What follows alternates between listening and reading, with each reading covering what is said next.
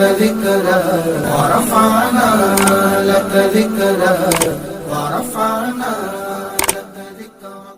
ایک بدبخت نے کہا کہ مسلمانوں کو اگر کمزور کرنا ہے تو ان سے 4 چیزیں چھین لی جائیں. 4 چیزیں جب مسلمانوں میں موجود ہیں یہ کمزور نہیں ہو سکتے. ایک قرآن مجید، یہ ان کی وحدت کی ضمانت ہے، اور یہ کتاب ایسی پاکیزہ اور متحرک اور فعال تھیوری ہے جو کبھی بھی فرسودہ نہیں ہوتی، اور ہر دور کی ضرورت کو یہ کتاب پورا کرتی ہے. اور یہ اس غیر متبدل کتاب کے ذریعے سے گرے ہوئے بھی اٹھ پڑتے ہیں. تو اس کتاب کو اگر ختم کر دیا جائے تو یہ تسخیر کیے جا سکتے ہیں. دوسری بات، ان سے حج ختم کر دیا جائے. حج ان کی وحدت کی علامت ہے، ان کی شان و شوکت اور شکوہ مسلم کی ضمانت ہے.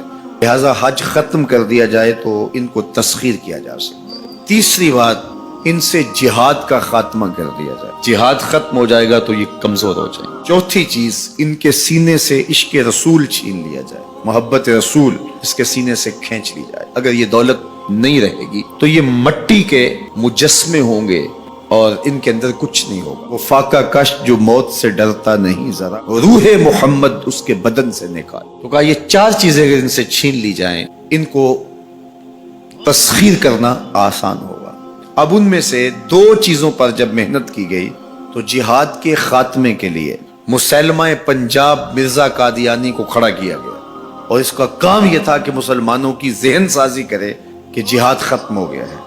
اور وہ خود لکھتا ہے کہ میں نے جہاد کی ممانعت پر اتنا کچھ لکھا ہے اور اطراف و اکناف میں بھیجا ہے، اگر وہ جمع کرنا ممکن ہو تو 300 الماریاں بھر جائیں. تو وہ اس ایجنڈے پہ آیا تھا، نادیدہ ہاتھ اس کو لے کر کے آئے تھے. اسی طرح بہاءاللہ کو حج کے ختم کرنے کے لیے وہاں ایران میں کھڑا کیا، اور اس نے جگہ جگہ کعبۃ اللہ کے ماڈل بنائے اور کہا اتنی دور سفر کر کے جاتے ہو یہیں گھوم لیا کرو، تمہارا ذوق پورا ہو جائے کرے گا. اب یہ 2 لوگوں کو نادیدہ ہاتھوں نے ان 2 چیزوں کو ختم کرنے کے لیے، جہاد اور حج کو ختم کرنے کے لیے تیار کیا، اور ان کے اوپر اس زمانے کے اندر انہوں نے کروڑوں روپے لگائے تھے.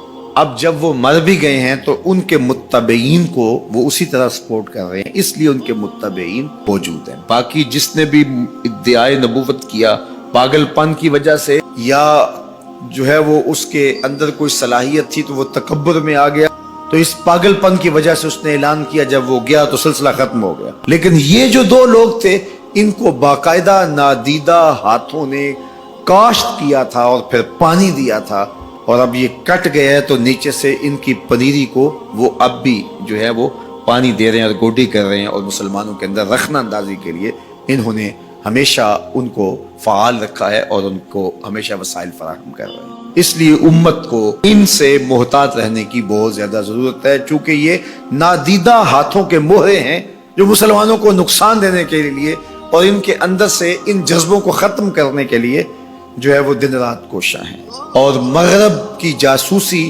اسلامی ممالک سے کر کے جو ہے وہ ان کو فائدہ پہنچاتے ہیں. اور مسلمانوں کے لیے بالخصوص پاکستان کے لیے یہ مرزائی اس قدر خطرناک ہے کہ علامہ اقبال علیہ رحمہ نے اس زمانے میں کہا تھا، ابھی پاکستان بننے جا رہا تھا، آپ نے کہا تھا کہ مرزائی اسلام کے بھی غدار ہیں، پاکستان کے بھی غدار ہیں. اور پھر زمانے نے دیکھا، علامہ اقبال علیہ رحمہ تو 1938 میں انتقال کر گئے، لیکن 47 میں پاکستان بنا. لوگوں نے دیکھا کہ ان لوگوں نے پاکستان کی مخالفت کی، اور جب پاکستان 2 ٹکڑوں میں تقسیم ہوا تو اس وقت قادیاں میں چراغاں کیا گیا، انہوں نے خوشی کا اظہار کیا.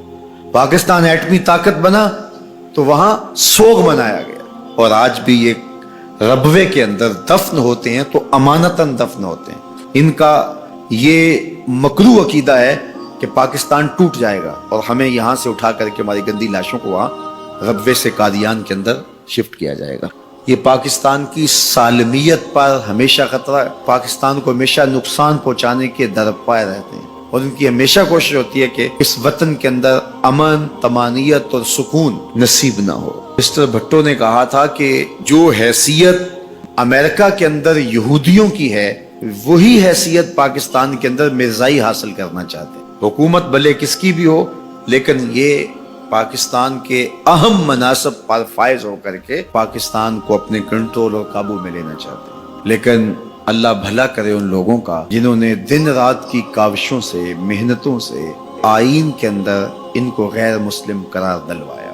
علماء نے، مشائخ نے، سب لوگوں نے، تمام مسالک کے لوگوں نے مل کے اس میں کاوش کی، محنت کی کہ یہ 7 ستمبر کا دن تھا، 1974 کی شام تھی، 4:35 ہو رہے تھے جب دستخط ہوئے۔ مرزائی چاہے ربوی ہوں، چاہے لاہوری ہوں، کافر ہیں، اور پھر ہر سمت سے نعرہ تکبیر اور نعرہ رسالت کی آوازیں آنے لگی اور تاجدار ختم نبوت زندہ باد کی صدائے دل نواز گونجنے لگی۔ پھر اس وقت سے لے کر یہ پاکستان کے خلاف سازشوں میں اور زیادہ مصروف ہو گئے۔ پوری دنیا کے اوپر پھیلے ہوئے مرزائی پاکستان کو رسوا اور بدنام کرنا چاہتے ہیں مختلف ممالک کے اندر، اور ان کے مختلف ممالک کے ساتھ تعلقات ہیں مختلف بنیادوں پر، چونکہ یہ تھے ان کے، اور ان کے خود کاشتہ پودا تھا مرزائیت جو یہاں لگایا گیا، یہودیت کا خود کاشتہ پودا ہے۔ لیکن مرزائی یہ نہیں سمجھتے کہ پاکستان یوں ہی نہیں بنا، یہ کسی حادثے کا نتیجہ نہیں تھا، پاکستان محبوب کی نگاہوں کا نتیجہ تھا۔ اللہ کے خاص فضل سے یہ پاکستان مارز وجود